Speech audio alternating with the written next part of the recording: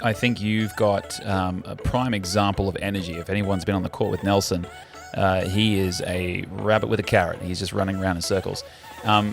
So I agree with you. You like that analogy? You like? I don't really understand it, but yeah, sure. They're pretty happy.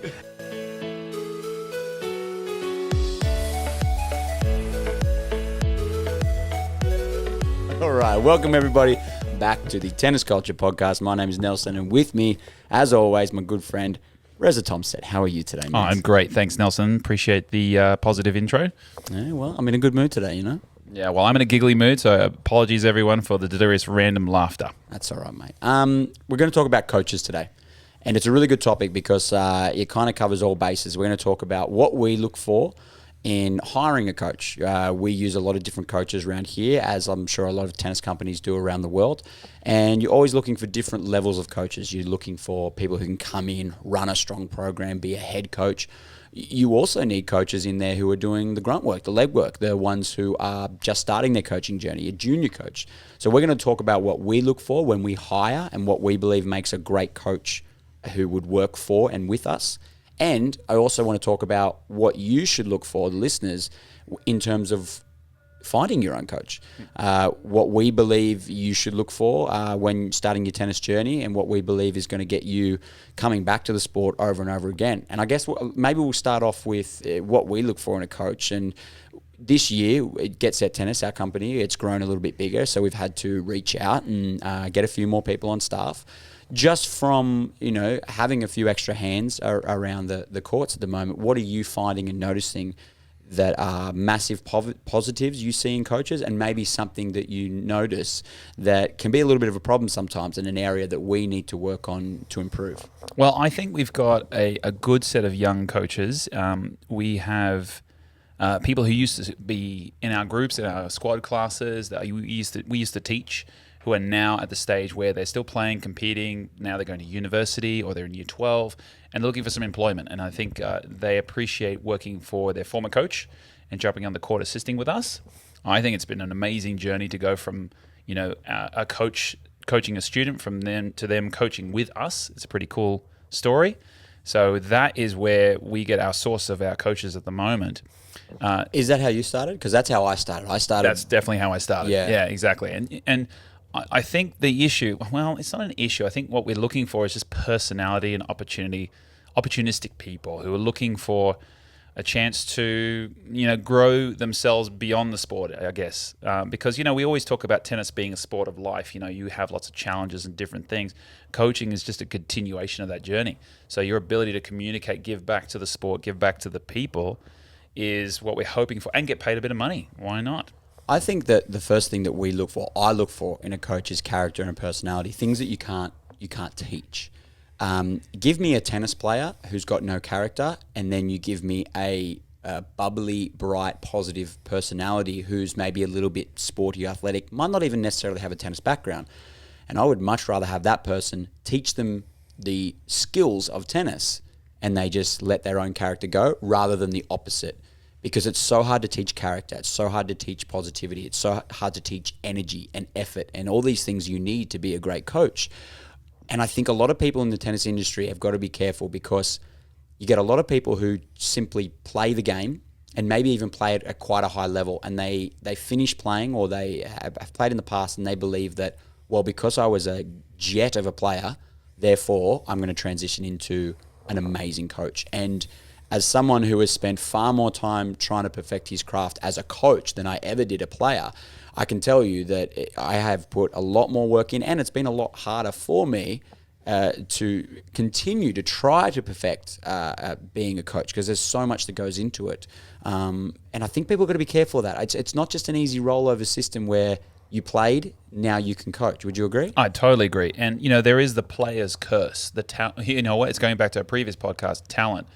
If a player was quite good as a junior, they play, and then all of a sudden they are now deciding to go university and slow down the playing, I'll do some coaching. Should be easy. I know how to play. Those players don't understand young kids who don't know how to play, who are not coordinated yet. That's your job to help them with coordination. I had a very good friend of mine who is a former WTA player, still playing, and she does some high-performance hitting and coaching and things like that. And she loves it. She loves that component of it. She got asked to do a red ball private lesson, one-on-one, with a 5 or 6-year-old. And she said to me, what should I do, Rez? What should I do? And I said, well, try this and try that. Try and figure out some coordination drills and have a bit of fun with them, because you've got to engage them initially. You've got to have fun with them. And she couldn't understand how this kid couldn't concentrate and how this kid couldn't catch and couldn't throw. And I said, well, that's your job. That's what you've got to do. You're not just there to teach tennis. You're there to engage a young person in the sport. And you're right. Like it's hard to train. It's not as easy as people think. You know, those high performance players who turn into coaches, they don't get the hot shot program, do they? Do you feel it's almost like any other job where if you start your role as a coach, you can't just jump into straight away the creme de la creme of performance athletes? And let me break it down to you. If I was studying or training to be a lawyer or a doctor, you start with lower end work, and you build your way up to being able to be, a lead surgeon, or, running a law firm, or being CEO of a company. You don't just jump straight into it because you are relevant in another area, which in my opinion, playing tennis and coaching tennis, they're two completely different subjects. Completely different things. And this goes for any sport, by the way. Yeah. I'm not taking away the fact that if you are a high-level player, high-level WTA, ATP player, I'm not taking away the fact that you will be able to bring value that coaches like me and you will not be able to bring. You will definitely be able to bring some insights, some understanding, some training techniques, tips, anything. You will be able to bring some value to that. But your base of knowledge, your base of coaching needs to be built up from scratch. And you learn so much of that from doing the startup programs, from doing the red balls, from doing programs with kids and people who might not necessarily love tennis. And it's your job to show them how incredible this sport can be. And you've got to do it through exerting mass amount of energy. And you've got to be quick on your feet. You've got to be thinking the whole time. You can't be switched off. And managing each person's personality. It's one of those things that you can't read about it, you can't study it. You've got to go into the trenches and you've got to do it. So when I look for a coach that we're going to hire, I would much rather have somebody who's willing to learn and to adapt, but someone who is already energetic, already got a great personality and willingness to just give everything and not have too much ego. I can teach you how to teach tennis. That's fine. I can't teach you how to be a fun, energetic person, though. That's on you, right? I agree. And, the enthusiasm for the sport as well. I think you can't teach that. And this is where, you have a young player, for example, who started playing at, say, 6, turns into a high-performance player almost immediately, shows some initial love for the game and plays more on high competitive, gets to 17, becomes an elite player, and then they decide, I'm going to stop, I'm going to concentrate on studies, I'm going to coach now. They have forgotten how fun it was. I think there's a point where you lose a bit of fun. I'll take a kid, and I've got a couple of these students of mine who coach for us right now, and they're great coaches. They're great young coaches. And they start playing tennis about 10 or 11. And they become a good player, but then they focus on their studies and other areas of their life. They still love tennis, though. So they engage in coaching, and their personality comes out, and their love for the sport is still there. I think that for me is the next part, is the love of sport and and understanding what the sport is for.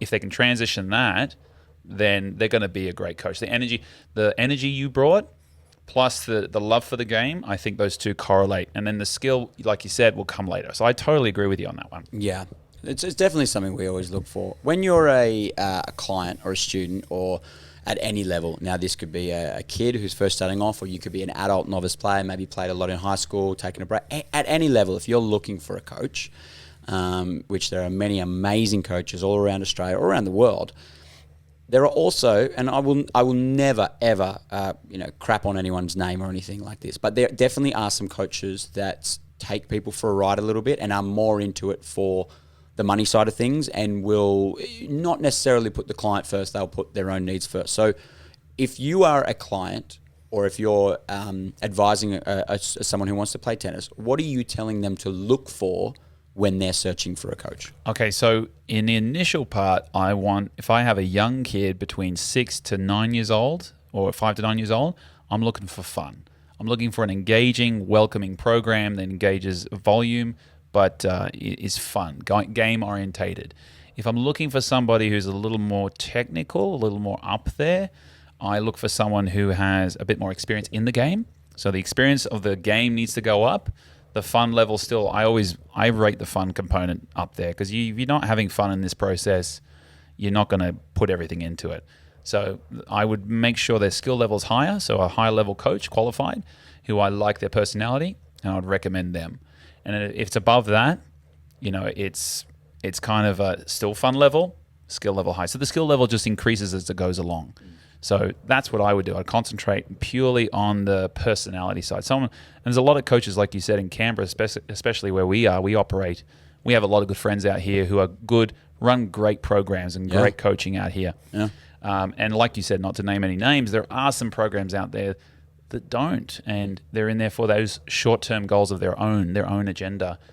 And for sure, we're running our own business and trying to make some money and enjoy our lives as well personally. But if we wanted to really just concentrate and make money, we'd be ditching this and go for crypto and trying to become accountants or something like that. Don't drag me into your crypto dream, all right? I don't want to talk about it. No. Shib's coming, man. It's coming. It's going to turn. I think you hit the nail on the head with, if you're looking for a tennis coach, I think you're looking for someone who's willing to provide a community for you. You want to be able to step into your tennis realm, whether it be your club or your local coaches, and you want to feel like you're a part of something. And you said something very interesting then. At a young level, you start off, it's massive fun, but the fun stays with you at all levels. It's so important. It's so important. You want to walk in and feel like you belong in a place, and you want to get excited to go to that place. If you go to a place and it's got a cold, corporate, just steel-like vibe, for me, I don't feel like you're going to get the most out of it. You want to feel like when you're not there for a class, you're missed. People are like, oh, where were you? You want to feel like when you rock up, you've got friends in the class and your coach is your friend. You want to feel like your coach takes an interest, not just in what you're doing on the court, but what you're also doing off the court. Some of the best lessons I've ever had is when I'm picking up the balls and I'm asking my clients a bit about themselves personally. What do you do for your hobbies? Where are you traveling? Hey, I saw this doco. Have you seen it? What are your thoughts on it? And it's those moments where they start to open up. And I talked about this on another podcast, on the Court Jesters podcast with good friends Mitch and Sal. And we talked about how some of those moments in coaching where the coach allows themselves to be the student for just a slight moment, those can be some really good moments to create great relationships with your client. Instead of just for the hour, the coach just directing traffic and constantly telling the student what to do, in those lull times, picking up balls or, when you're not shouting instructions, ask a few questions. Allow the student to teach you something about, I don't know, whatever they're reading on the weekend, or about, a new, anything that they are interested in. And it creates great relationships. And I don't think enough coaches do that. I think a lot of coaches will just see it as, you're paying me money, so I'm going to just, spew as much info as possible at you, and then you leave, and then that's it. I just think it'd be great if more and more coaches get that community vibe. And like I said, there are some great companies and coaches out there who are doing it. And if you're looking for a club, look for a club that makes you feel like that. That would be my biggest tip. Yeah, I agree. I totally agree with that. I think be careful that you don't have a coach that just talks to you only. But I mean, that's up to you. You have to get what you want out of it. And I think it's like our previous podcast, we're talking about rackets. I think it's okay to try a couple programs. I think it's okay to test it out. Too. Why not? I mean, a lot of coaching programs, they offer a free day. Go try it out, see how the program goes. And I don't think they'll take it personally if you decide not to go with that program, I guess. I mean, they might a little bit. Yeah. We would, I think. I think you got to try it out. So I agree, big time. What do you think your biggest challenges are with some, going back to the hired coaches and assistant coaches? What do you think your biggest challenge is in having those coaches with you, especially like when we do some school programs and we have like 24 to 30 kids in an open space, not always on a tennis court running a program. What are you looking for in that department there while you're running the class? Engagement. Yeah. I'm looking for mass engagement at any level. I think a lot of junior coaches are scared to engage with kids, and I think the closer the age gap as well, I think the tougher it is to engage. Do you remember the first time you had to coach an adults class? I was 17 when I first started coaching adult classes. Yeah, I was about the same. So I was shit scared. Petrified. Like, how can these adults twice my age who are, got their life together, why are they going to listen to this 17-year-old kid? And I think a lot of junior coaches have that problem too. They're just scared to engage, or they're scared if they give a bit of advice, tennis advice, that they'll be criticised that it's wrong. They don't quite back themselves that it's right. And my tip to you, or any coach out there for that matter, is throw it out there. Throw it out there. And if you've got your head coach or another coach around and they hear that, if they know that that's good quality information, they'll let you go with it. They will. And if they say, hey, if it's not quite right, a good coach will pull you aside and say, hey, listen, you're almost on the right track there. Just change the way you word this a little bit and you're good as gold. But I think a lot of them are scared to engage because of the fear that maybe they might be wrong, or maybe they're intimidated. Yeah. I mean, because kids can be brutal. Adults can be brutal. Or adults can be brutal. Oh, like the amount of times where I've given advice, or I've put a knee slapper of a joke in there, expecting something back, and just crickets. Or I get a bit of attitude on the way back. I'm like, ooh, like to this day, it still hurts, but it doesn't stop me from throwing it out there. The whole time. Got to keep swinging. Got to keep swinging. So I would say engagement would be one of the biggest things. I think if you're always engaging, it means you're always trying, and you're gonna learn more. It's one of those things. Repetition matters. If you were to try and get a hole in one in golf and you just take one swing at it and that's it, well, you're probably not going to get it. But if you go out and you take 1,000 shots at a day, then you're going to get closer and closer, and you're going to get better and better at it too. So it's repetition for me. Constantly engage with your students. I agree with you, and I think you've got a prime example of energy. If anyone's been on the court with Nelson, he is a rabbit with a carrot. He's just running around in circles. So I agree with you. You like that analogy? I don't really understand it, but yeah, sure. They're pretty happy. So energy, I always thought when I was a younger coach, and I think there's three things that a coach can bring to the table. One is energy. Two is skill and qualifications. And three is experience. So what are your experiences? When I was a young coach, I thought to myself, I have no qualifications. I had, I think, my level ones at the time. I have no experience. I'm very young. So what do I bring to the table? Energy. Okay. So I can play. I'm quite energetic. I'm young. So I'll have fun and engage, even with adults. And I had adult private lessons at 17. I had a few people I used to teach that were, CEOs of companies or in government or professionals. And it didn't faze me because I realized pretty quickly that I'm the expert on the court. You got to realize that, young coaches out there, you're the expert on the court and it's your domain. Like you've done the hours of the hard work of playing. You now got to transition it into a teaching opportunity.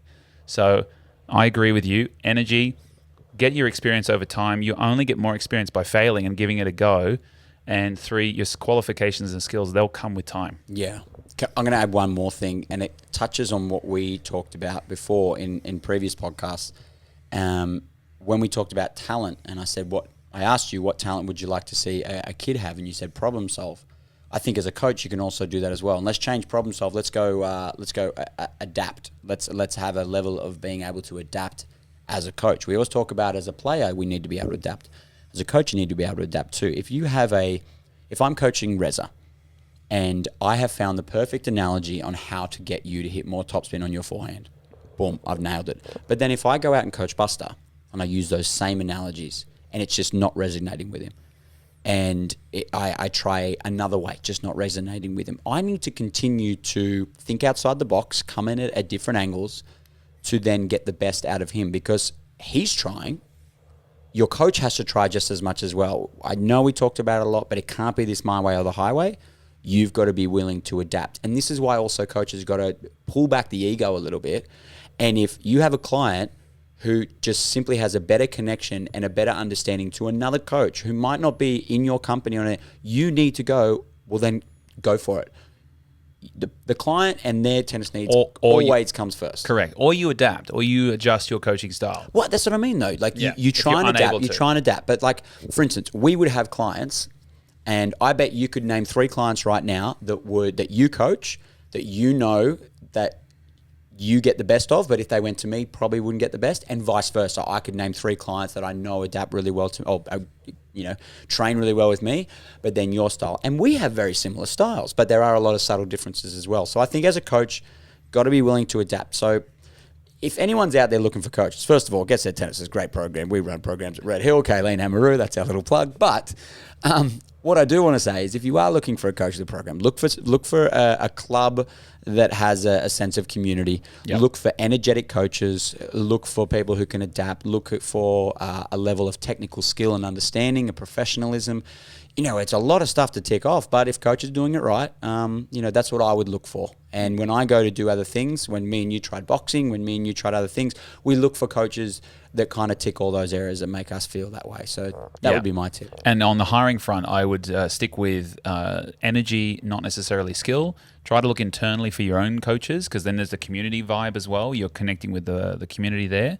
And try your best to upskill your young coaches. Do your best to keep them growing and learning and enjoying the process.